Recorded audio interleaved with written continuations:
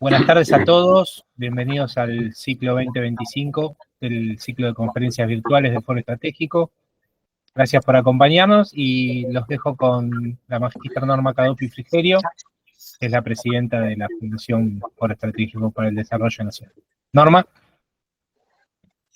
Buenas tardes a todos, un gusto en saludarlos. Como dijo Roberto, estamos dando comienzo a la primera de las conferencias virtuales del ciclo del año 2025, entidad que presido desde el año 2005, o sea, hace casi 20 años, y que desde que se inició la pandemia las realizamos en forma virtual. Mientras eran presenciales y tenían lugar en la Academia de Ciencias Exactas, Físicas y Naturales de Avenida Alvear y Rodríguez Peña, eran muchos menos los que podían asistir. En cambio, de esta manera, tenemos tanto expositores como asistentes de otras partes del mundo, y me refiero a los de Washington, Boston, Londres, París, Berlín, Madrid, Barcelona. Y por un lado, nos hacen llegar sus preguntas, como lo harán ustedes esta tarde, y también nos hacen notar que se ven obligados a trasnochar. Quiero transmitir a ustedes, y lo hago con hondo pesar, que el 11 de enero de este año falleció Juan Carlos Viegas, un verdadero maestro. Juan Carlos tuvo a su cargo la vicepresidencia del foro. Su actitud hacia cualquiera de nuestros colaboradores, e incluso hacia mí misma, era de marcar el rumbo ponderando nuestras capacidades, los logros y nuestro buen accionar. Fue no solo egresado, docente e investigador de la Facultad de Ciencias Económicas, como también doctor y magíster en Contabilidad Internacional de la Universidad de Buenos Aires. Este cargo de vicepresidente del Foro Estratégico lo pasa a ocupar ahora Juan Pablo Zagorodny, el cargo de vicepresidente. Agradezco muy especialmente la colaboración de los licenciados Roberto Tazara y Pablo Stefanoni Rubio. Son ellos los que se ocupan que la conectividad funcione y que nosotros nos podamos encontrar. El tema de hoy estará a cargo del ingeniero Emilio Apud, quien dio en llamar a su exposición Energía, una gran oportunidad. Considero que este título nos lleva a reconocer que somos parte de un mundo viviente, que la vida misma es un proceso continuo de asimilación y uso de energía, y que en este desarrollo, hoy más que nunca, el conocimiento constituye la piedra angular del progreso. Pienso que de los aspectos importantes a tener en cuenta, y muchas veces los menos mencionados, son la ética y la energía, que constituyen dos pilares del mundo que le estamos dejando a nuestros descendientes.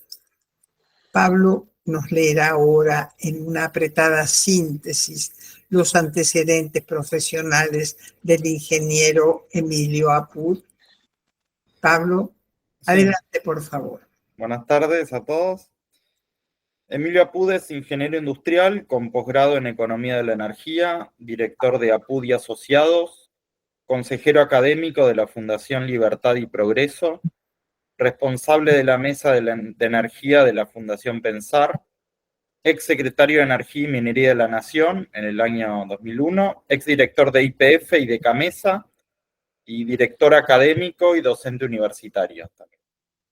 Bueno, cuando quiera comenzar.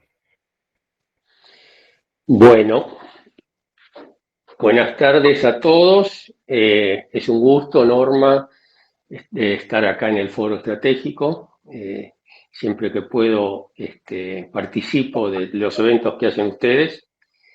En esta oportunidad, cuando me pidieron el título de la charla, una gran oportunidad, la energía, para no hacerlo largo, lo dejé ahí, pero en realidad también habría que agregar una necesidad imperiosa, ¿no? Porque hay que dividir el problema o la problemática energética de nuestro país en dos partes, que son por ahora desproporcionadas, pero con el tiempo se van a ir equiparando y una va a estar sobre la otra. Una es el mercado local y otra es el mercado internacional. Dentro del mercado local tenemos que abastecer a la sociedad, a su economía, a su desarrollo, con energía eléctrica, con gas por redes y con combustibles, ¿no? Todo ese sistema ha sufrido cambios en el pasado, institucionales, económicos, de todo tipo. Y en este momento, para que tengamos una relación de magnitud, esos tres abastecimientos, esos tres sectores de la energía local, luz, gas y combustibles, significan aproximadamente unos 28.000 millones de dólares anuales, que es casi toda la energía. Digo casi toda porque hay un pequeño porcentaje, un 10%, que se exporta. Es decir, toda la energía de nuestro país vive de lo nuestro, vive de lo que aportan los consumidores, hasta hace muy poco lo que aportaba el Estado por los consumidores a través de los subsidios, etcétera. Pero es una parte que es vital, porque la energía, una provisión de energía en tiempo, forma, calidad y costos, es fundamental para el desarrollo económico, para hacer competitiva nuestra economía, y además también hace mucho a la calidad de vida de sus habitantes, ¿no? La parte local es fundamental por la calidad de vida, la competitividad. Ahora que tienen que venir inversiones, es fundamental como factor de localización, contar con energía disponible, segura y con precios accesibles, ¿no?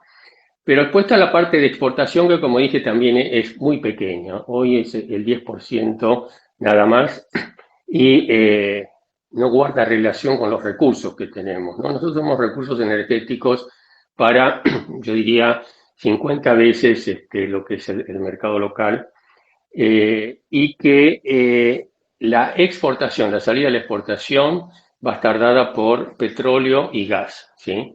En cambio, lo más importante dentro del mercado local es la parte eléctrica, y en estos momentos está en un estado, yo diría, crítico por falta de inversión, ¿no? Como ustedes saben, la parte eléctrica tiene tres segmentos, ¿no? Uno que es de generación, otro de transporte y otro de distribución. Por malas políticas, que no me voy a poner a detallar ahora, que todos ustedes conocen, de un intervencionismo permanente del Estado y de la ficción de que la energía no se paga, ha habido un proceso de descapitalización que hace que, en general, ¿no?, en números gruesos, toda la descapitalización alcanza unos 25.000 millones de dólares, ¿no? De los cuales podríamos separar en 10.000 millones, que es el atraso de inversión que hay en generación, otros 10.000 en transporte y unos 5.000 en distribución, pero me refiero al AMBA solamente, ¿no? A Edenor y Edesur. Entonces, hay que reconocer que este gobierno ha hecho cambios muy importantes en pos de sincerar todo el tema tarifario y de ingresos para el sector, de manera de generar las bases para poder concitar el interés de inversores privados y dar un servicio de calidad en función de los recursos que tenemos, ¿no?, que están desaprovechados.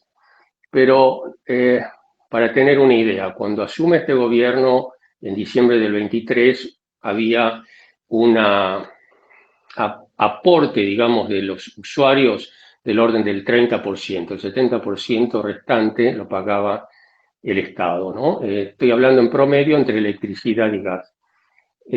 Ahora a la fecha eso se revirtió y está más o menos 25% que paga el Estado y un 75% está pagando los usuarios. Cuando me refiero a los usuarios hablo, la gran mayoría son usuarios residenciales de lo que se llamó en su momento N2 y N3, que son los que tienen menor poder adquisitivo, o sea, clase media, media baja y gente de bajo poder adquisitivo. Para que tengan una idea, la menor categoría es aquel que tiene un salario básico, ¿no? como único ingreso. Entonces, con ese esfuerzo que se hizo, así todo, quedan aproximadamente dentro de la parte de electricidad 9,5 millones de usuarios residenciales que están pagando menos de la mitad de lo que vale la electricidad y unos 4 millones aproximadamente, no llega a 4, 3,7 millones de usuarios de gas que pagan también menos de la mitad de lo que cuesta la provisión de gas. Eso significa que hay todavía una parte para hacer que creo que no se va a recuperar este año, que es un año electoral, ¿no? Pero el principal desafío que hay ahora para que el sector eléctrico pueda tener por lo menos la calidad que tenía hace 20 años es recapitalizarlo. Ahora, es sencillo decir que hacen falta 10.000 millones en generación, que es un sistema no regulado, no les recuerdo. Lo que es regulado es transporte y distribución. Pero el tema es cómo se paga, porque si el Estado no va a participar, no va a invertir más en el sector, que creo que es lo que corresponde, ¿no? En algún momento, en estos momentos sería casi imposible querer recuperar el atraso de inversión que tiene el sector en sus 3 segmentos, transfiriendo a la tarifa, ¿no? Sobre todo que las empresas que tendrían que hacer las inversiones en estos momentos con un riesgo país, una tasa de riesgo país que está arriba de 750 puntos, significaría un costo muy importante de capital y que no podría ser políticamente ni socialmente, en muchos casos, respaldado a través de la tarifa, hacer un pass-through hacia la tarifa. Entonces, el gobierno se encuentra con un problema, que es la coyuntura, que este verano, como ustedes saben, no hizo el calor que pronosticaban los meteorólogos, y no hubo tantos cortes, además estaban preparados porque las duraciones fueran menores, pero en el verano que viene va a haber problemas, porque cualquier solución que se implemente lleva más de un año, ¿no? Poner centrales generadoras o líneas de transporte o transformadores grandes. Entonces, el gobierno está tratando de resolver esto con soluciones de emergencia, como ser, por ejemplo, están hablando de grandes baterías, ¿no? Que le harían poner a las distribuidoras para, en los momentos de pico, poder descargar la energía que almacenan durante los momentos que no son de pico. Es una solución cara porque se está hablando de una batería de 500 megavatios y eso son 500 millones de dólares aproximadamente. Después también se está hablando de unos barcos, o sea, usinas flotantes que tiene Turquía, que amarran, digamos, cerca de la central puerto o en la costa donde puede haber conexiones y ahí se abastece en los momentos de pico del verano. Pero ambas soluciones significan costos que casi son el doble o el triple de lo que cuesta la generación en estos momentos. Y entonces ahí está otra vez el problema de quién lo paga y cómo lo va a pagar, ¿no?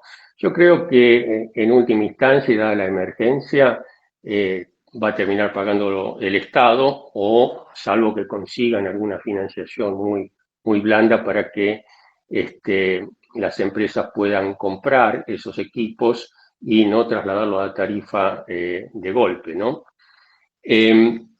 Eso para la coyuntura. Ahora, para el corto plazo y mediano plazo, bueno, es necesario hacer inversiones ya que son cantadas, ¿no? Para el caso de transporte, que son el abastecimiento al Neuva, que son 1.100 millones de dólares. Después hay otro problema en la red de transporte, que la ley dice que los concesionarios tienen que hacer la operación y mantenimiento, pero no se obliga a los concesionarios a hacer el desarrollo y la ampliación, ¿no? Entonces es un tema que hay que resolverlo.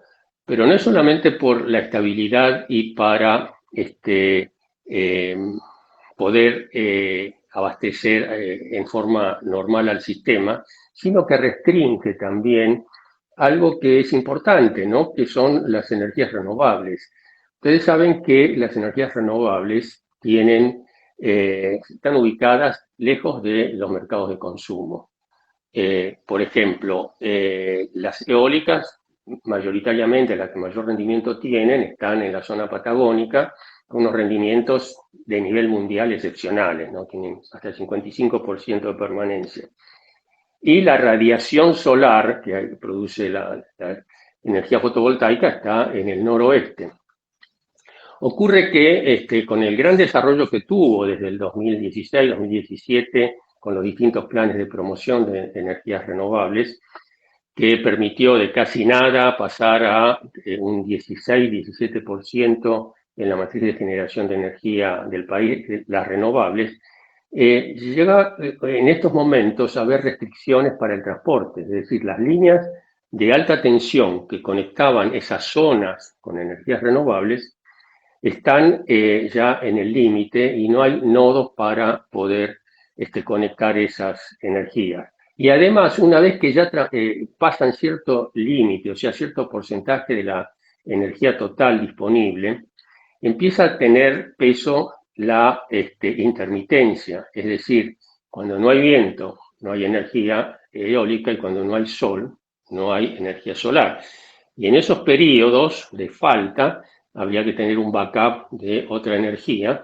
Entonces, todos estos factores, hacer líneas y hacer backup para la intermitencia, hacen que en el futuro sea un poco más restrictiva la oferta de renovables, puede tener un costo más elevado que el que tenía con los planes hasta ahora en vigencia y que han permitido su desarrollo.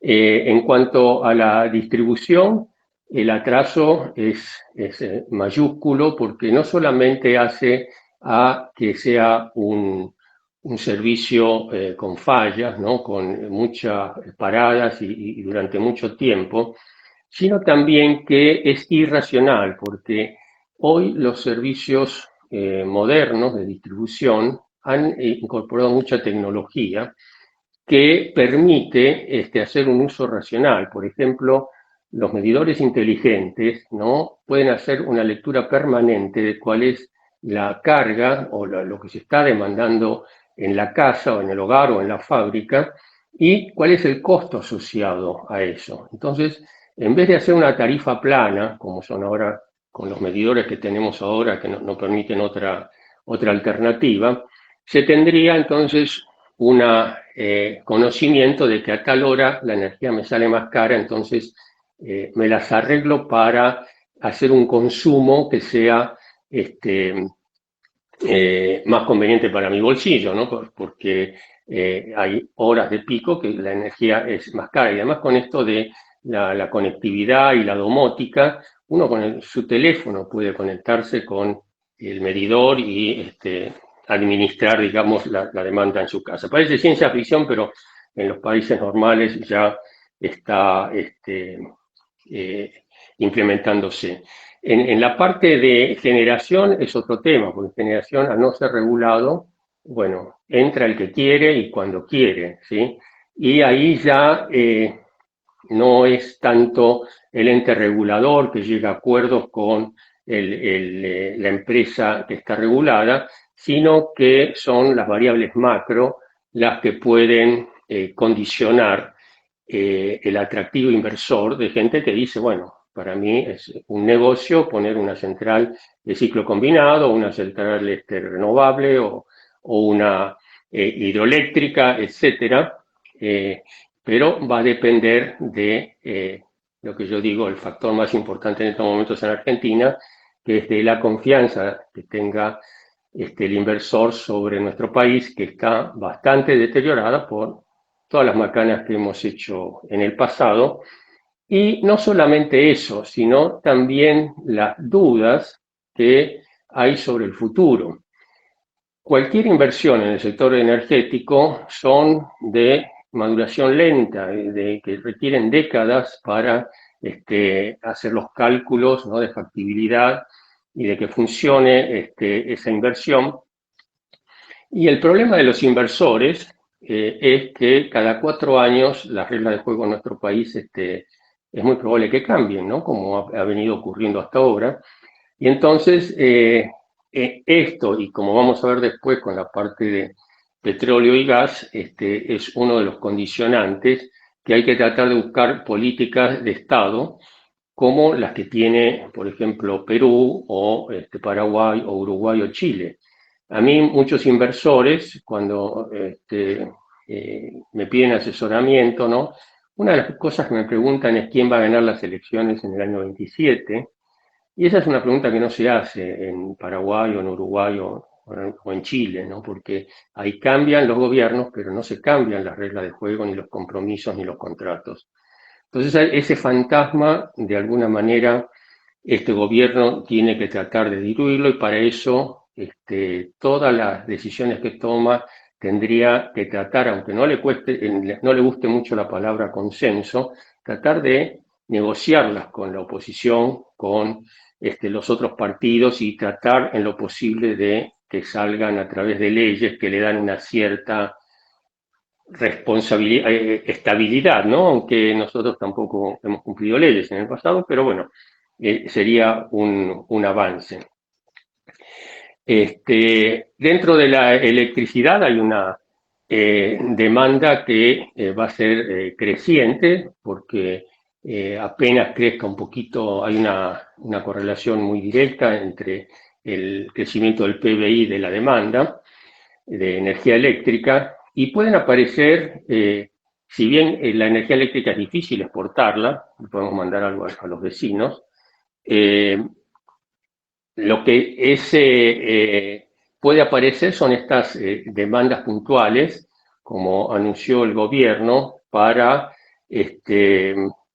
centros de procesamiento de datos, ¿no?, de grandes consumos, ¿no?, para inteligencia artificial, para también minado de criptomonedas, para que tengan una idea, una consulta que hacemos en Google significa 1 de energía, y si la hacemos a través de un chat GTP son 10, o sea, es muchísimo mayor el consumo de energía de la inteligencia artificial, que es lo que está generando una gran demanda. Para que tengan una idea, hoy en el mundo esos grandes centros procesadores de datos tienen una demanda que es 2,5 veces la de todo el país, de nuestro país. En Argentina tienen en energía, en potencia son 55 gigavatios, nosotros tenemos 30 gigavatios, y se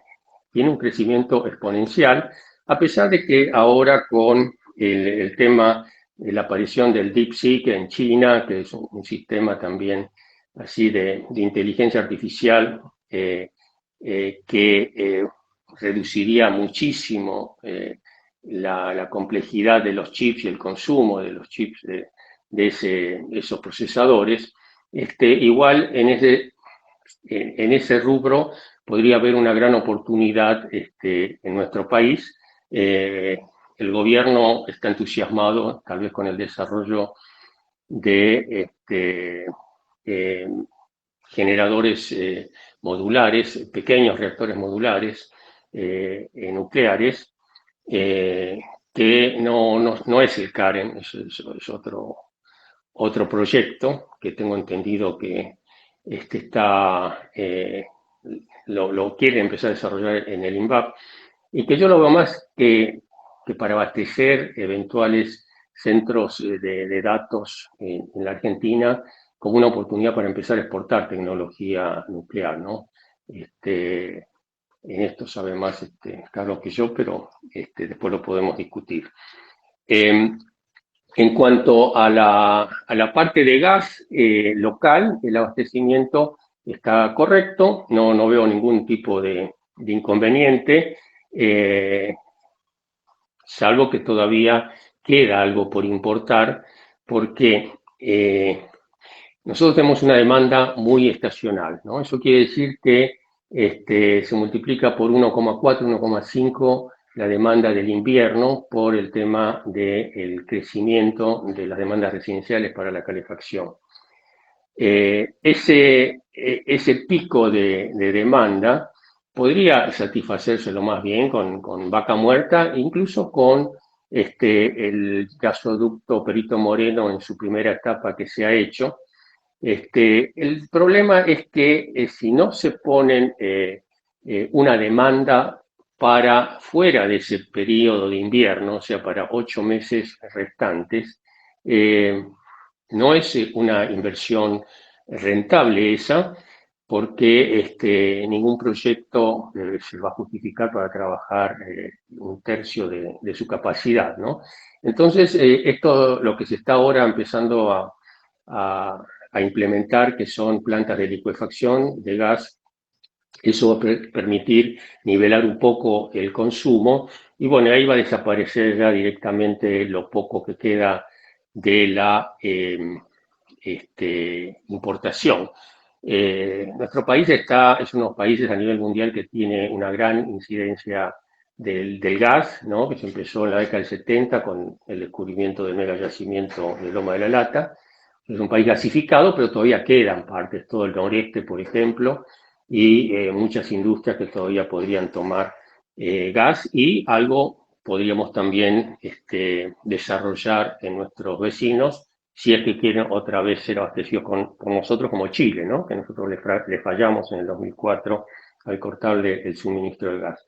Y por último, la parte de combustibles no hay problema, salvo para el bolsillo a lo mejor, pero el sistema de refino que hay acá y la provisión y la actualización de los precios en refinería, todo eso hace que en la parte de combustibles no haya problemas. O sea, recapitulando rápidamente, tenemos el sector eléctrico es el más endeble en estos momentos y que requiere una atención rápida, si no va a desalentar inversiones y va a haber cortes con todo lo que significa. El sector gas falta muy poco para tener el autoabastecimiento y con costos bajos, ¿no? Porque en la medida que empecemos a exportar, que ahí no nos podemos hacer los locos, el precio tiene que cerrar para lo que pide el mercado exportador, ¿no? Y en petróleo estamos bien. Bueno, a nivel mundial, ustedes saben que el 80% de la matriz es hidrocarburo, ¿no? Y de ese 80% tenemos un 31% que es petróleo. Pero el segundo es el carbón, ¿no? Nosotros no consumimos carbón, por suerte, pero el carbón a nivel mundial, dentro de la matriz, es el 26-27% de todo el consumo mundial y se usa mayoritariamente para producir energía eléctrica. Y por último, el gas, 23%. ¿Por qué digo esto? Porque, bueno, hay una gran ventana de oportunidad ahora para la exportación. Entonces, de entrada les dije que hay una necesidad imperiosa, que es la que le acabo de decir, para que en nuestro país tengamos la energía en sus distintas formas. Y la gran oportunidad a la que se refiere la charla es la oportunidad de exportación. Nosotros tenemos unos recursos que nos exceden, ¿no? Para que tengan una idea, todo el consumo de nuestro país es el 0,6% del consumo mundial de energía. Sin embargo, el recurso es mucho más que eso. y sobre todo después de que apareció Vaca Muerta, Vaca Muerta es una simplificación, ¿no? En realidad se encontró el shale oil y el shale gas, que es el mismo gas y el mismo petróleo que estamos acostumbrados, nada más que se le dice no convencional por la forma en que se lo extrae. Que hace 30 años nadie soñaba que se podría extraer de una roca maciza petróleo y gas como se lo está extrayendo ahora. Esas rocas son las que generaron todo el petróleo y el gas convencional a través de los millones de años, ¿no? De evolución geológica, etc. Pero estaba ahí, en una piedra. Y esa piedra, en Estados Unidos le encontraron la vuelta, ¿no? Tecnológicamente, cómo sacarle el jugo, que fue a través de la fractura hidráulica, ¿sí? Es una tecnología que la manejan muy bien los Estados Unidos y los argentinos. Somos los únicos en el mundo que manejamos eso, ¿no? Porque a nivel comercial, el shale oil y el shale gas lo tiene Estados Unidos, ¿no? Muchísimo, una magnitud que lo ha hecho de ser importador neto a ser el primer exportador de petróleo y gas del mundo, ¿no? Y después estamos nosotros. Nosotros tenemos, Vaca Muerta es un 50%, digamos, 50 y pico por ciento en la cuenca neuquina de toda la riqueza que tenemos de gas y petróleo de ese tipo, ¿no? De las lutitas, de roca madre. Pero el único que está desarrollado hasta este momento y a nivel comercial y donde está ya buena infraestructura y están las empresas es Vaca Muerta. Entonces, yo diría, lo que tenemos que hacer es concentrarnos en Vaca Muerta. Por supuesto que si hay inversores que quieren irse a explorar una roca madre en el Golfo San Jorge, me parece bárbaro, ¿no? Pero en estos momentos no hay tiempo que perder. ¿Por qué digo que no hay tiempo que perder? Porque hace, qué sé yo, a fines de los 90 apareció el tema ambiental con la preocupación por el calentamiento global y apareció una teoría avalada por mucha gente y científicos que le atribuyen a el hombre, ¿no? O sea, una participación en la generación de gases de efecto invernadero que producen un calentamiento global, ¿sí? El tema generó todas estas reuniones COP que ustedes conocen, que se hacen en distintos países todos los años, que no han servido para mucho, sino para cada país fijar posiciones, pero después en la realidad todos los objetivos que se planteaban no se cumplían efectivamente, pero generó una conciencia universal de que había que terminar con la era del petróleo, ¿no? Porque la combustión de fósil, ¿no? El principal producto es el CO2, anhídrido carbónico, que no es tóxico, ¿no? Porque, qué sé yo, las gaseosas tienen anhídrido carbónico, los matafuegos tienen anhídrido carbónico, pero tienen ese efecto, igual que el metano, que cuando suben a las capas superiores de la atmósfera, producen como si fuera un invernadero, ¿no? Que el calor rebota ahí y se queda abajo de esa capa. Eso generó un plazo que se llamó la transición energética, que algunos le atribuían 30 años, otros 20, otros 40. Yo siempre dije 40, 50, ¿no? Porque cambiar 80% de la energía que se consume en el mundo antes es dificilísimo. Primero porque hay que conseguir la fuente que lo reemplace, y segundo, cambiar todos los artefactos y tecnologías, ¿no? que viene abasteciendo hace más de 100 años los hidrocarburos. Entonces, pero siempre aparecen cambios, algunos dicen cisne negro, y actualmente con el segundo gobierno de Donald Trump, aparecen críticos de esta teoría de la participación o la responsabilidad antropogénica en el calentamiento global. A tal punto que se fueron al otro extremo, ¿no? Yo tampoco comulgaba con que toda la culpa, qué sé yo, venían los mosquitos, era el cambio climático, hacía calor, cambio climático, hacía frío, el cambio climático, no, eso no. Pero tampoco irnos al otro extremo a decir que no tiene nada que ver, ¿no? Que es lo que en estos momentos, con el beneplácito de todas las petroleras, está haciendo Trump. Pero nosotros ahí no podemos hacer nada. Entonces, dadas esas circunstancias, tenemos que ver en qué nos puede llegar a beneficiar o cómo podemos ubicarnos. Yo creo que hay un beneficio que es que el plazo, los años de la transición energética se van a dilatar un poco. Un poco nada más, porque Trump se va dentro de 3 años y 8 meses, no sé, ¿no? No tiene reelección y creo que va a ser difícil que el que lo reemplace sostenga algunas de sus posiciones así muy extremas, ¿no? En cuanto a la geopolítica y al problema ambiental. Entonces, yo creo que, antes decía 40, 50, bueno, pueden ser 50 años. 50 años es mucho, estaríamos hablando de 2070 y pico, para que se produzca ese reemplazo. Y a nosotros nos viene bien, porque nosotros venimos atrasados, ¿no? Nosotros, la ventana de oportunidad que ya se abrió hace un par de años, todavía nosotros no la hemos aprovechado porque no exportamos. Lo que estamos exportando es petróleo y muy poco por ahora. Vamos a exportar más, pero de gas nada, no exportamos nada al mundo, ¿sí? Porque la única forma de exportar al mundo es como gas natural licuado. Y el gas natural licuado requiere grandes inversiones para el gas en estado gaseoso, pasarlo a estado líquido a través de criogenado, 600 grados bajo cero, etc. Entonces, ahora se nos amplía un poquito el plazo para poder colocar nuestro gas de vaca muerta. Para que tengan una idea, si nosotros no exportamos gas de vaca muerta, vamos a tener gas para 120 años. Si yo le digo que en 50 años se acaba el consumo de gas o el mercado para el gas, bueno, vamos a dejar bajo tierra el equivalente a 70 años, ¿no? de gas bajo tierra, y esos son miles de millones de dólares.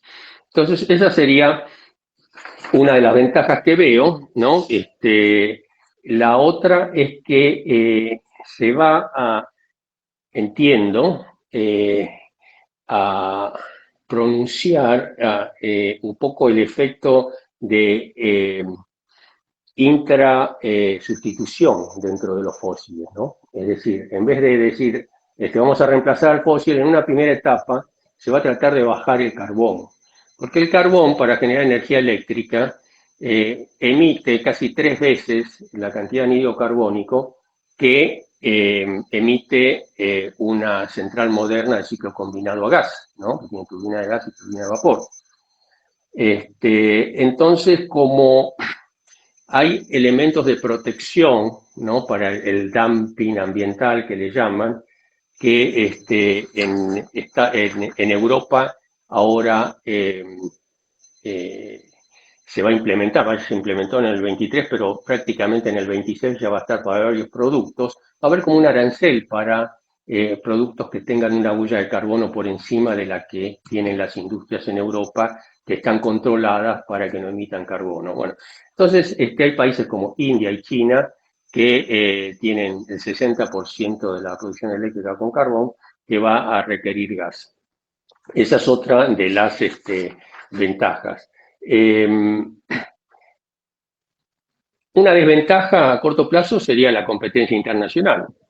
Trump, ¿qué hizo? Apenas asume, deroga todas las inhibiciones que puso el predecesor, en el sentido de que había prohibido, ¿no?, el desarrollo de plantas de licuefacción del gas en todas las costas de Estados Unidos.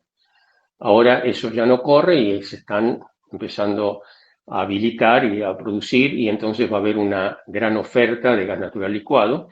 En Estados Unidos fundamentalmente de shale oil y shale gas, pero después hay otros grandes jugadores como Qatar, que tiene petróleos convencionales y tiene planta de licuefacción, Australia, bueno, en el Caribe hay un país, bueno, no me acuerdo en este momento, pero hay varios países que tienen y que están desesperadamente tratando de colocar su producción. Nosotros no tenemos ni una sola planta todavía y en ese sentido hay planes que nos van a permitir tal vez empezar a ser competitivos. Está el plan gas natural licuado 1, gas natural licuado 2 y gas natural licuado 3, que consiste inicialmente y tímidamente empezar a licuar el gas a través de plantas flotantes, o sea, barcos, ¿no? Que son más, se consiguen más rápido y bueno, y se puede empezar a producir antes. En el año 27 y en el año 28, ¿no? Ya vamos a estar exportando cerca son 7, casi 20 millones de metros cúbicos diarios. Nosotros producimos 150 millones de metros cúbicos diarios en este momento. Después con el gas natural 2 para el año 29, con otros barcos más, y el 3, que ya sería onshore, ¿no? Se puede llegar a casi valores de 100 millones de metros cúbicos diarios. Eso está en marcha y yo creo que va a funcionar. Lo que ahora apalanca todo esto dentro de las empresas que están en el país es el petróleo, ¿no? Y es lo que ha permitido que el saldo de la balanza comercial este año haya sido positiva en cerca de en el 24, cerca de 5.000 millones, y este año va a estar cerca de 8 o 9.000 millones de dólares. ¿Y por qué? Porque el petróleo es una commodity que tiene un precio internacional, que es atractivo, que tenemos costos muy interesantes en Vaca Muerta. Tengan en cuenta que Vaca Muerta en estos momentos produce más de la mitad del petróleo y el gas que se consume en la Argentina, que se produce en todo el país, ¿no? Y eso va creciendo. YPF, un ejemplo, de todos los yacimientos que tiene en el país, se está desprendiendo de todo para concentrar todo en lo que va a ser el core business, que es Vaca Muerta. Entonces, ¿cuál es el problema de Vaca Muerta? Que hay que sacar el gas y hay que sacar el petróleo. Y entonces ahí está el Perito Moreno, el famoso Néstor Kirchner 1, bueno, mejor no hablar de eso, lo podemos hablar en otro momento, y el tema de los oleoductos que se están haciendo, ¿no? Permiten, el Oldelval va a aumentar en 150.000 barriles diarios. Nosotros consumimos 550.000 barriles diarios de petróleo. 150.000 adicionales van a ser para exportación, y cuando se haga el gasoducto Vaca Muerta Sur, va a permitir para el año 30 aproximadamente, no, un poco antes, en el año 28, 700.000 barriles para exportar, ¿sí? Si a eso le sumamos después la incorporación de los barcos de licuefacción, ¿no?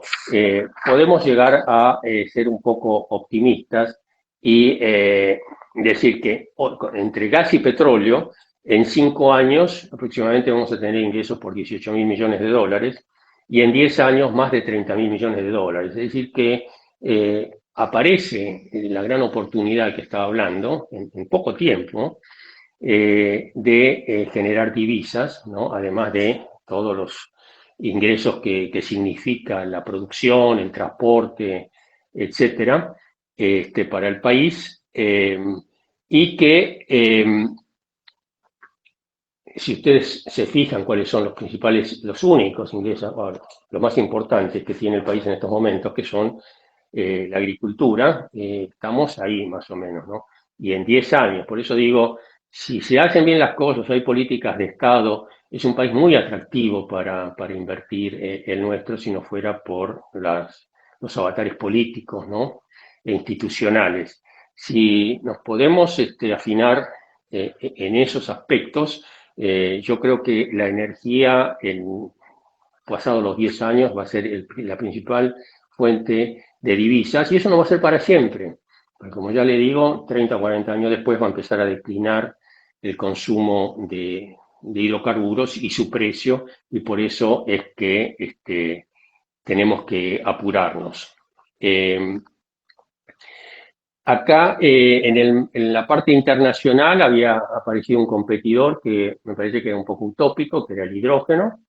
Nosotros podemos producir hidrógeno y lo podemos producir de una forma bastante económica y verde, ¿no? Es decir, el viento produce la energía eléctrica produce la electrólisis que divide el hidrógeno y el oxígeno del agua, pero el problema del hidrógeno es que es caro, ¿no? Y en Europa se han embarcado con eso, y más después de la invasión rusa a Ucrania, que le cortó el suministro por gasoducto a Europa, entonces están buscando alternativas, pero es inviable porque vale aproximadamente 5 veces lo que vale un barril de petróleo, ¿no?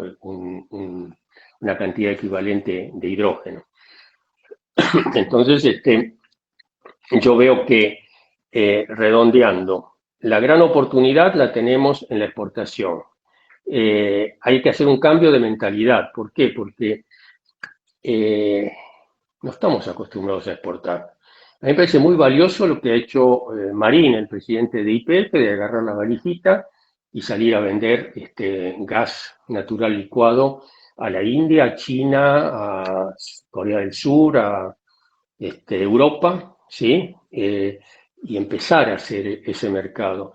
Lamentablemente, el intervencionismo, el populismo que nos afectó durante décadas, yo diría, hablando mal y pronto, achanchó a nuestros empresarios que, en vez de adquirir prácticas y experiencias de comercialización en el mundo, tenía especialistas en charlar con funcionarios que le daban permisos o precios o, no sé, lo que yo digo, cazar en el zoológico era, pero la Argentina no se merece eso, no se merece eso porque si de alguna manera no somos capaces de monetizar esa inmensa riqueza que hay en Vaca Muerta, por decir uno, ¿no? Pero concentrémonos en Vaca Muerta, y bueno, nuestros descendientes no se van a acordar de nosotros en buenos términos, ¿no?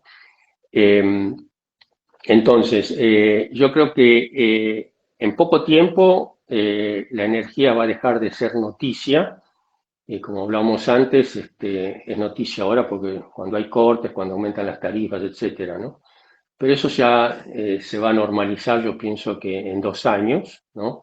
En el verano 26, 27 ya no va a haber problemas. Sí, se hacen bien las cosas, ¿no? Y no entra a primar otras cosas, ¿no? No hay que poner a la energía como variable de ajuste, como se ha hecho históricamente. Mi temor es que, bueno, ha sido una variable de ajuste durante el año 24 porque la prioridad era lograr la estabilidad macroeconómica, pero una vez hecho eso, energía tiene que empezar a caminar sola, ¿sí?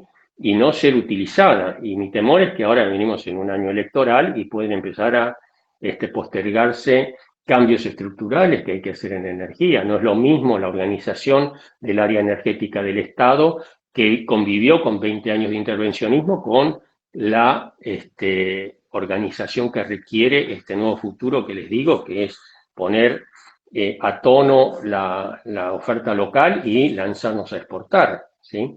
Así que, a pesar de todo esto que digo, soy optimista, veo unas posibilidades de cambio. Lo que hay que lograr es que ese cambio sea permanente, ¿sí? Porque la sociedad acompaña. Yo no me quiero imaginar esto en otros gobiernos, ¿no? Los ajustes que han habido en las tarifas, ¿no? No solamente de electricidad, de gas, los combustibles, agua, etcétera, ¿no? Y la gente lo ha soportado porque ha entendido que era una ficción lo que los gobiernos populistas le decían de que ellos se iban a encargar de lo que teníamos que pagar nosotros como usuarios. Bueno, un poco ese es el panorama que les quería dar. No sé si me pasé del tiempo, Norma, pero me gustaría escuchar un poco las dudas o las opiniones o las críticas que quieren hacerme ustedes. Estamos muy bien, muchas gracias, Emilio. Y bueno, tengo algunas preguntas que han escrito por YouTube, pero primero abrimos a preguntas de quienes están conectados con nosotros ahora. Lo vi primero a Alfredo Caro y después segundo a Salvador, por ahora. Ah, bueno, voy yo. Alfredo. Tengo muchas preguntas, pero tal vez la primera, ¿cómo es Argentina respecto a otros países en el sentido, cuando uno habla de 5.000 o mencionaste 8.000 millones de dólares de exportaciones de petróleo el año que viene, ¿qué parte de ese dinero queda como impuestos para financiar al Estado? Yo entiendo en Chile, por ejemplo, se habla que el cobre es mayoritariamente estatal, entonces buena parte de la financiación del Estado es la explotación del cobre. En Argentina, YPF es más o menos la mitad del negocio de petróleo y gas, creo yo. La otra mitad está dividida entre empresas nacionales o empresas internacionales. Mi pregunta es, ¿de qué manera esa riqueza, que es Vaca Muerta, que también resaltaste, representa una riqueza en el sentido de la financiación del fisco? Sí, en el sector petrolero y el sector minero hay un concepto que se llama la renta petrolera o la renta minera. La renta petrolera es lo que queda después de cubrir todos los costos, los gastos, ¿no? Y con respecto al precio de venta del mercado. De esa renta petrolera es normal en casi todas partes del mundo, y acá también ocurre, que el government take, o sea, la parte de esa renta que se apropia el Estado, esté en el orden del 40-45%. Y el resto es para las empresas. Acá, con ese pseudo nacionalismo, hubo tiempos en que dijimos, no, nosotros queremos el 80%. Y bueno, nadie invirtió un peso más, ¿no? Es decir, hay que buscar el equilibrio y hay que hacer un tipo de benchmarking, ¿no? Es decir, cómo ocurre en otros países del mundo civilizados, ¿no? No digo Nigeria o esos países que son, que es una maldición el hidrocarburo o el recurso extraíble. Pero estoy hablando de Australia, de Canadá, de Estados Unidos, etcétera. El Estado toma un 40%, un Estado tanto en su nivel nacional, estadual o provincial, municipal, etcétera. Todo eso es un paquete que es interesante. Yo cuando fui director de YPF, en los 4 años se repartieron 50 millones de dólares nada más de dividendos porque había quedado muy endeudada la empresa y era necesario reinvertir, etcétera. Pero pagamos miles de millones de dólares al Estado como impuestos, ¿sí? Entonces, es un mito que ha puesto, las personas que prefieren que el Estado maneje las cosas, de que se las llevan todas y que no queda nada. Pero supongamos que no fuera 40, que a lo mejor fueran 30 o 35. Muchas alternativas no tenemos. ¿De dónde vamos a sacar la plata? ¿No? Yo no sé si el Estado puede dejar de atender otras obligaciones para producir petróleo y a lo mejor quedarse con un puntito más y tal vez pelear para la utilidad, ¿no? Porque si se mete en eso, tiene que hacer el management, tiene que hacer toda la gestión de operación, etcétera, ¿no? Entonces yo creo que lo que hay que tratar es, a lo mejor al principio, ser atractivos, ¿no? Hay un ejemplo que yo siempre traigo. Ustedes saben que Vaca Muerta es una roca de, si se la ve desde arriba, son unos 30.000 kilómetros cuadrados, más grande que Bélgica.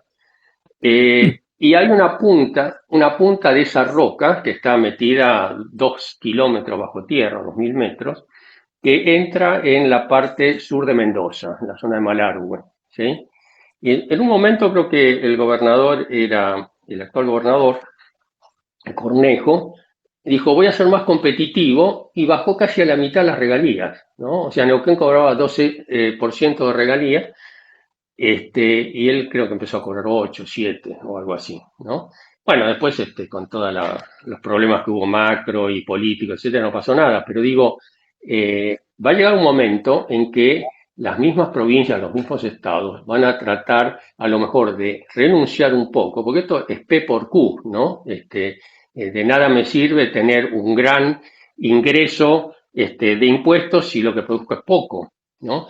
Y la exportación en estos momentos, Alfredo, lo que va a hacer es disciplinarnos, ¿no? Si yo vendo, qué sé yo, 10 millones de metros cúbicos durante 20 años a la India, Y los tipos me dicen, bueno, yo te lo compro a, qué sé yo, $7 el millón de BTU. Puesto en mi puerto. Bueno, yo voy para atrás, lo que cuesta el barco, lo que cuesta la regasificación, que me cuesta el caño de transporte, lo que me cuesta producir, y en el yacimiento tengo que estar en $2 o $3. No llego al valor, y bueno, entonces me tendré que reunir con el gobernador y decirle, y a lo mejor con los sindicatos, a lo mejor, no sé, con quién, pero hacer un esfuerzo para no perder ese cliente. Porque siempre es bueno un porcentaje chico de algo que un porcentaje grande de nada, ¿no? Es un tema mental que ha calado mucho, porque eso, Alfredo, me lo preguntan siempre. Se la llevan todas, se la llevan con pala, que yo no es así. Gracias, muy No, de claro. nada. Gracias. Gracias, Emilio, por la respuesta. Ahora, Salvador Gil primero y después vamos a leer una pregunta del doctor Baroto. Salvador. Hola, sí, buenas tardes. Muy linda la charla, Emilio. Muchas gracias. Gracias. Usted enfatizó mucho el tema de dos temas interesantes que están asociados a los picos de consumo. Uno, por supuesto, el tema que tiene que ver con las olas de calor que generan grandes problemas y afectan la seguridad energética y de abastecimiento de Argentina. Y mencionó el tema de baterías inmensas, ¿no? Sin embargo, se me ocurre a mí de que bajando 2 grados de temperatura del termostato, uno baja el consumo de un aire acondicionado al 50%. Medidas regulatorias, tales como encarecer el costo de la energía en los momentos en que hay un pico de consumo y uno tiene peligro de desabastecimiento, sería una forma muy eficaz y muy económica de reducir el consumo y a su vez educar a la población a un uso más racional y eficiente de la energía. Y el otro tema que también está asociado al tema del gas, y el que mencionó el tema de que, bueno, en Argentina el pico de consumo de calefacción aumenta 5 veces en el invierno, y efectivamente así es. Pero si uno recuerda de que en Argentina por año hemos tenido energía subsidiada y por lo tanto las medidas de eficiencia energética que se han hecho en la construcción y sobre todo en la forma como se calefacciona han sido tan pobres, que si uno compara la cantidad de energía por metro cuadrado para calefaccionar una vivienda en Argentina con cualquier país de Europa en las mismas condiciones térmicas, se ve claramente que acá consumimos el doble. Y si uno va al sur donde hay más subsidios, se consumen 4 veces. Entonces, ahí, bueno, aparece de nuevo la eficiencia, la mejora o forzar las normas de construcción con medidas más eficientes de eficiencia energética como una medida prioritaria. Pero sin ir a tan lejos con algo mucho más sencillo, perdón, justo suena mi reloj, sin ir más tan lejos como simplemente cambiando los modos de calefacción. En Argentina es muy usual usar el gas para calefaccionar.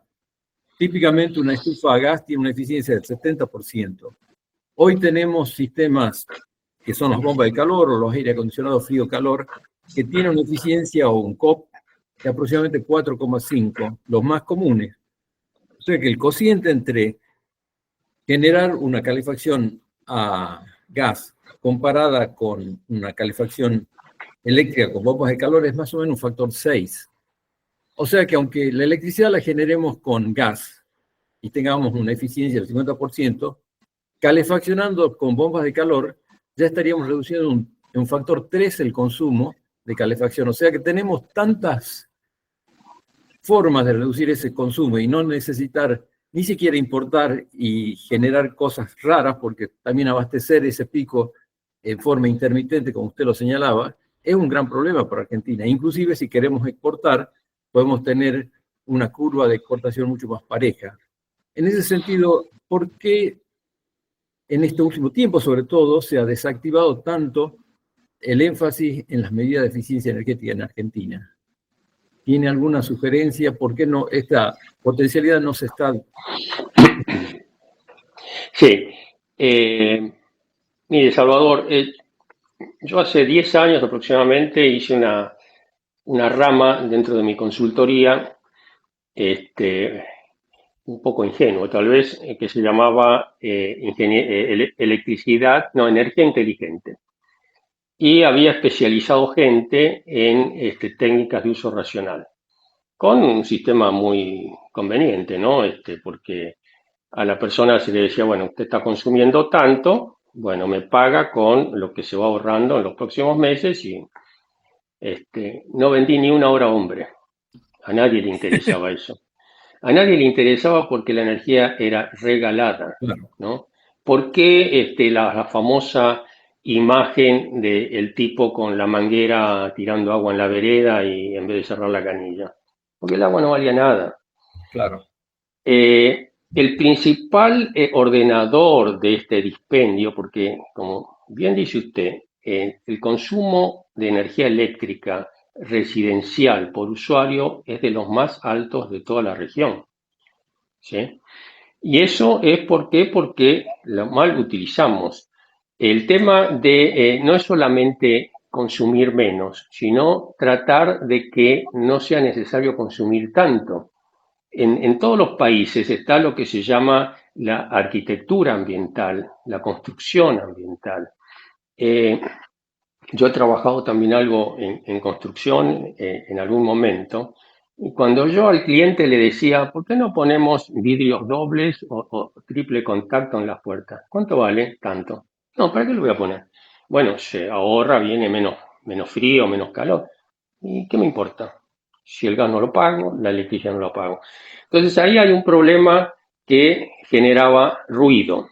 Ahora, el bolsillo está haciendo mucho más racional el consumo de los usuarios, porque por más que uno tenga poder adquisitivo alto, las cuentas no tienen nada que ver con lo que pagábamos antes, y a lo mejor en vez de dársela a Edenor o a Edesur, le conviene, qué sé yo, cambiar el teléfono o irse de viaje, ¿no? Hay otras alternativas.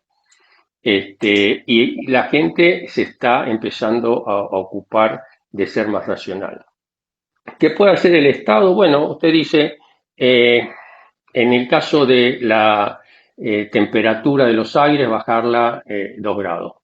Bueno, no sé cómo lo puede hacer. Una forma es coercitivamente diciéndole, bueno, si vos prendés el aire acondicionado entre las 6 de la tarde y las 12 de la noche, el kilovatio hora te lo cobro el doble. Puede ser una. Pero es muy difícil la implementación. Y políticamente, qué sé yo, si estuviéramos en China, bueno, podría funcionar, porque digo, se hace eso y ya se acabó. Sistemas tan complejos políticamente como es el nuestro, ¿no? No creo que el gobierno o alguna autoridad se anime a hacer una medida de este tipo. En cuanto a la calefacción, sí, tiene razón, el rendimiento de quemar gas directamente y que produzca calor es mucho mayor, pero a la gente le gusta, o a lo mejor por las tendencias de electrificar todo, hacer lo contrario. Entonces ahí es muy difícil, salvo que se pueda cobrar algún impuesto, pero también es muy difícil, ¿no? A artefactos de calefacción eléctricos con respecto a los otros. Pero entiendo su punto, pero lo veo un poco impracticable, y confío más en la voluntad de la gente de no gastar o no malgastar, ¿sí? O sea, de empezar a hacer uso racional. Para eso el Estado tiene que darle las herramientas, informarle bien de qué forma tiene que consumir, qué artefactos tiene que comprar. Y por otro lado, como decía antes, es necesario ponerle tecnología a la distribución de energía eléctrica, de tal forma que uno sepa que la energía tenga un valor a cada hora distinta, ¿sí? Y que nosotros sepamos administrar nuestros consumos en función de esos valores. Eso yo pienso que en la revisión tarifaria que se está tratando ahora ya habla de incluir paulatinamente medidores inteligentes, que es la primera fase. Después vendrían los medidores bidireccionales, que es para aquellos que quieren generar en forma eólica e intercambiar con la red, ¿no? No sé si le pude responder a su inquietud. No, efectivamente, coincido con usted de que, por ejemplo, las tarifas estas básicamente segmentadas por horario sería una alternativa, que de hecho ya se usa en la industria, ¿no? Pero en la misma línea, uno podría, con medidas regulatorias que son económicas, digamos, como usted bien dice, aumentar en el momento que hay una hora pico y usted sabe que viene un consumo alto, porque la temperatura uno lo prevé y lo puede casi visualizar que va a venir un corte. En ese momento, bueno, hacer las recomendaciones pertinentes, ¿no? Además tenemos formas hoy con celulares que uno puede mandar mensaje a una zona determinada y ayudar a la gente a que baje los consumos para que ellos mismos se protejan y evitar un corte. Sería una forma, me parece, más proactiva que el Estado, que simplemente dejar que la economía haga lo suyo. Obviamente la economía tiene que hacer lo suyo, y en ese sentido totalmente de acuerdo con usted, pero un acompañamiento más del Estado y sobre todo con agencias que, por ejemplo, en el gobierno de Macri hubo, ¿no? Como la Subsecretaría de Eficiencia Energética, que ahora ya no existe, digamos, ¿no? Es decir, es como que un ahorro que no lo entiendo muy bien, digamos, ¿no? En ese sentido, como que falta un poco. Estoy de acuerdo con usted, pero se podría hacer más, me parece. Sí, pero Salvador, eso de que yo le dije me parecería bien cobrar entre tal hora y tal hora más caro. ¿Cómo lo mide? Y con Es medidores imposible. inteligentes, lo que usted estaba diciendo. Ah, bueno, que hay que poner medidores inteligentes. Sí, claro, bueno, sí, vamos hacia ahí. Si quiere hacer también la medición segmentada, también vamos a tener que necesitar eso. Y de hecho, Claro, pero en Argentina ya hay varias ciudades que ya lo tienen, ¿no? En ese sentido. Claro, yo pensé que me hablaba de la coyuntura ya de este momento. En No, este momento yo no, dije, bueno, vamos hacia, porque cuesta tanto hacer estas baterías que vamos a tener que comprar, que simplemente comprar medidores y hasta se pueden fabricar de acá también, es mucho más sencillo y simple, ¿no? Sí, lleva su tiempo y se había empezado a implementar en el gobierno de Macri, pero después cuando volvió el congelamiento y no se cumplían los contratos, se paró, Bueno, ¿no? claro. Lo mismo pasa con el agua, ¿no? No sé si recuerdan, en la década del 90, cuando se le dio a los franceses la concesión, tenían que poner medidores en todos lados. Bueno, Claro. les congelaron la tarifa, los franceses se fueron y vinieron todos estos muchachos que lo único que produjeron fue déficit, ¿no? Claro. Gracias, Emilio. No, de nada. Nos quedan dos preguntas. El doctor Baroto dice, Emilio, actualmente con el RIGI, ¿cuánto es lo que le corresponde por ley al Estado provincial y cuánto al nacional de la renta petrolera en porcentajes? Ay, Conrado, siempre me haces preguntas difíciles. Mira, no sé cuál es el valor justo, pero se puede tener una estimación, porque el RIGI, ¿qué hace? El RIGI permite el IVA pasarlo como crédito para ganancias, el impuesto a las ganancias, que es nacional, ahí no, las provincias no van, también se reduce. Hay, no sé, hay el tema de las divisas tampoco le tocan a las provincias. No, sinceramente no quiero hablar de lo que no sé, pero es un sistema bueno que es oportuno mientras esté el cepo, ¿no? Porque es un atenuante del cepo y que empresas que quieran invertir más de 200 millones de dólares, bueno, se les va el riesgo tributario porque está bien especificado tanto el IVA como el impuesto a las ganancias. No sé si habla algo de ingresos brutos, que es un impuesto que les interesa a las provincias, pero que a mí me parece que tiene los días contados o los años contados. Y le permite a las empresas en el primer año poder de sus utilidades, disponer y enviarlas a cualquier lado el 20%, en el segundo año 40% y en el tercer año el 100%, que es el tema que preocupa a todos los inversores. Pero lamentablemente lo que me estás preguntando, ¿cuánto influye el RIGI en el government take de las provincias? No sé, la verdad que no sé.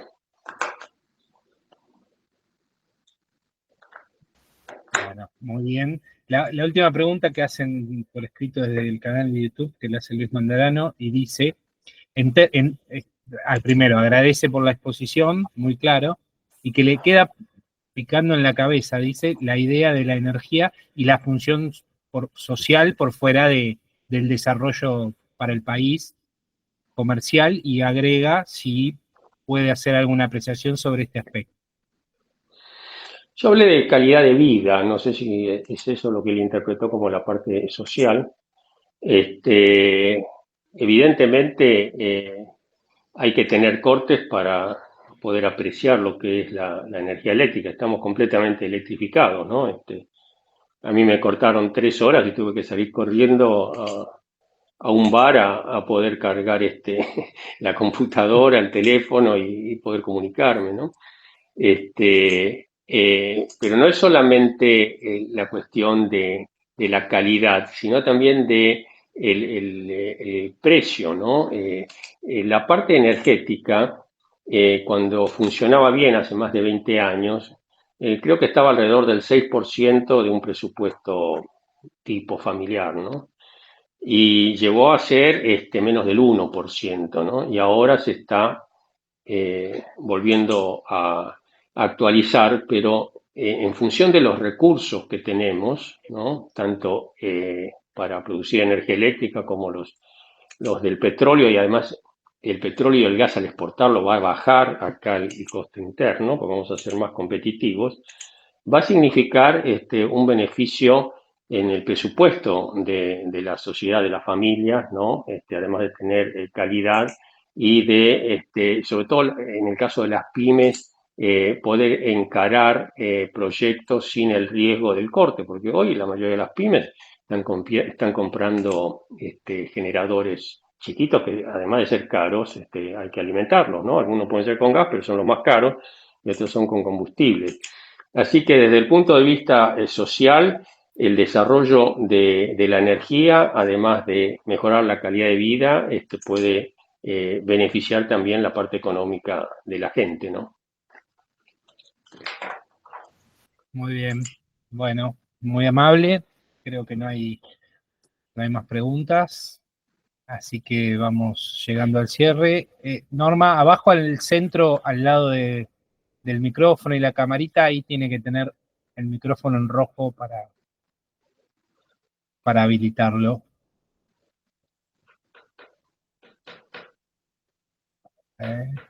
Se fue, me parece.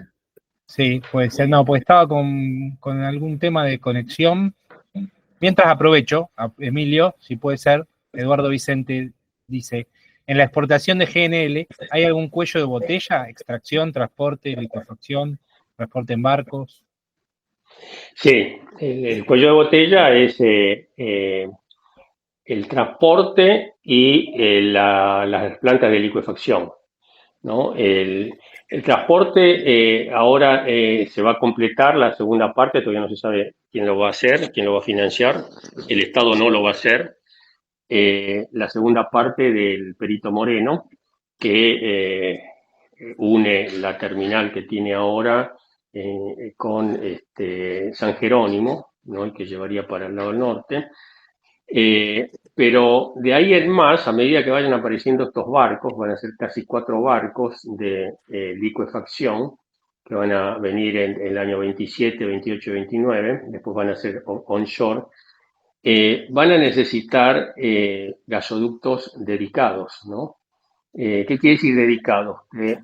Todos los que hay ahora se interconectan de alguna manera en el mallado, en las redes de transporte de TGN, TPS, etcétera, del sistema de gasoductos nacionales. Los gasoductos u oleoductos también van a ser dedicados, o sea, exclusivamente para conducir el gas al litoral marítimo, donde van a estar las plantas que lo licúan y lo llevan y lo transportan al barco. Lo mismo los gasoductos, los oleoductos. Y lo que es bueno es la localización que se ha definido, que no tiene nada que ver con la política, porque Kicillof fue en Buenos Aires o por el Rigi, no. Es que es el lugar apropiado, el Golfo de San Matías, ¿no? por la operatividad que pueden tener buques de gran calado, la posibilidad de expansión que tiene sus costas, la no saturación como tiene el puerto de Bahía Blanca, Entonces, los cuellos de botella son esas inversiones, para que tengan una idea. El gasoducto Vaca Muerta, oleoducto Vaca Muerta Sur, que va a permitir llevar 700.000 barriles diarios, ¿no? Está entre eso, las facilidades en el puerto, que son tanques, después la monoboya, donde vienen los barcos, etcétera, cerca de 3.000 millones de dólares. ¿Sí? Ya consiguió el RIGI y consiguió dos socios de gran peso, ¿no? Que son Shell y Chevron, que se suman al equity que tienen que poner todas las empresas, que está PAE, está Plus Petrol, todas las principales, ¿no? Y que van a ser socias de ese ducto. Dentro de lo que hay que invertir en oil and gas, no es significativo, pero dentro de las magnitudes que se están manejando hoy en nuestro país, 3.000 millones de dólares es mucho. Y lo mismo las plantas, cada bloque que produce entre 3 y 5 millones de toneladas de gas licuado, estamos hablando de 2.000 a 3.000 millones de dólares, ¿no? Y estamos hablando acá ya de casi 5 bloques de eso. Entonces, el cuello de botella físico es ese, pero el principal cuello de botella es conseguir inversores, conseguir financiación, y por eso vuelvo a lo que dije antes, ¿no? Es una tarea del gobierno que se recupere la confianza internacional, y no es solamente económico lo que da la confianza, ¿no? Es la parte institucional. Yo creo que estos manoseos que se están haciendo con el tema de la nominación del juez de la Suprema Corte no suma mucho. Las metidas de pata que se han hecho con las criptomonedas, declaraciones anti-woke, qué sé yo, que no suman. No sé sinceramente cuál es la estrategia del gobierno para meterse en esas cosas, pero habría que concentrarse fundamentalmente en restablecer la confianza que alguna vez, yo creo que hace más de 80 años, tenía nuestro país, ¿no? Ahí apareció Norma, creo. Gracias. Sí, Norma. Muchas gracias. Cerrando. Muchas gracias. Bueno, Emilio, no solo agradezco tu exposición, sino muy especialmente porque lograste formular tan importantes conceptos en muy breve tiempo. Quiero retomar a partir de la mención que realizó Apud acerca de YPF, cómo en 1958 el presidente Arturo Frondizi logró en 4 años, a través de YPF, triplicar la producción nacional y al mismo tiempo el autoabastecimiento petrolero, terminando con 50 años de dependencia. ¿Cómo lo hizo? ¿Perdón? La pregunta es ¿cómo lo hizo? ¿Por qué lo hizo?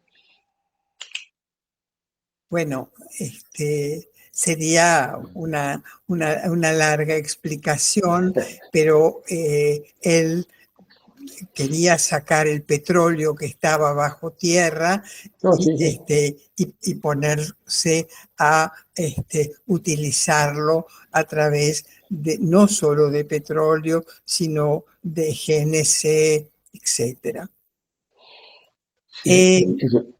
Ahora bien, con respecto estamos cerrando esta presentación, la hemos grabado, la compartiremos en próximos días con nuestros contactos y en nuestras redes sociales.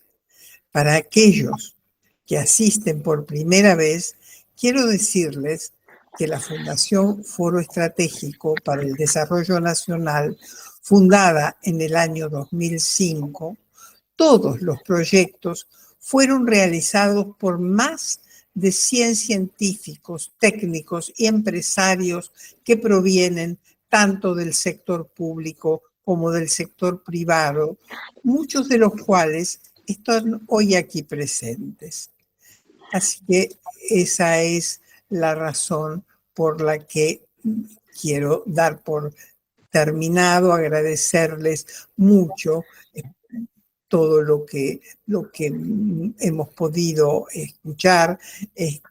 Emilio, muchas gracias. No, Norma, ha sido un gusto para mí y la verdad que es un tema un poco complejo en poco tiempo tratar de abarcar al máximo, por eso di un pantallazo pero cualquier duda o comentario que quieran a través de la fundación me lo pueden hacer llegar y con todo gusto se los respondo. Ya, claro, por supuesto. Quiero decir que nuestra próxima conferencia, les adelanto, que estará a cargo del ingeniero José Luis Roses, exdirector del Instituto Tecnológico Buenos Aires y actualmente su asesor académico. Ahora, gracias Roberto. a todos por acompañarnos. Bueno. En breve, supongo que antes del fin de semana estaremos compartiendo la grabación en nuestro canal de YouTube y se las estaremos haciendo llegar a todos ustedes y a todos nuestros contactos. Bueno, buenas noches y gracias por la atención. Adiós. Gracias. Muchas gracias a todos. Hasta pronto.